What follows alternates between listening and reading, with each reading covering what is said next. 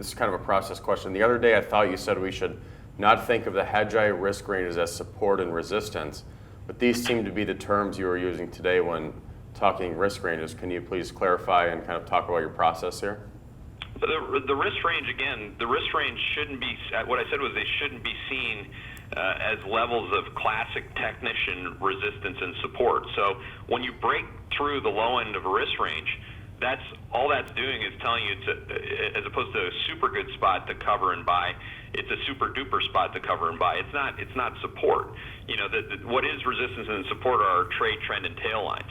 So you got trade trend and tail lines. Those are price volume volatility signals that I build myself and I observe daily in terms of what the model's spitting back at me. Those would probably be considered, in a classic technician's mind, levels of consequence on support and resistance.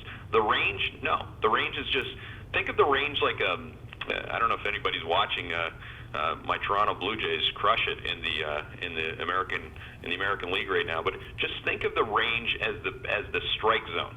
So think of it, you can think of your Chicago Cubs, Josh Balch, you can think of whatever you want, but just think of the strike zone. So the risk range is really the 80-mile-an-hour fastball down the middle when it's at the low end of the range or when it's at the top end of the range. I don't care. I go both ways. So again, I can switch it.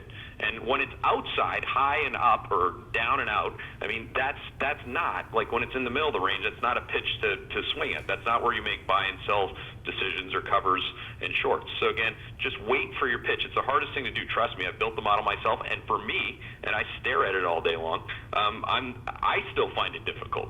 So again, hopefully I'm starting to explain this appropriately and accurately. It's been, I got to say, I mean, we built this firm started going on 8 years ago, and the hardest thing for me is to commercialize what the hell it is that I do. I know what I do because I hit the buttons when I hit the buttons because I'm convicted in the process. It's explaining the process that has been the challenge, but I hope that we're explaining it more coherently.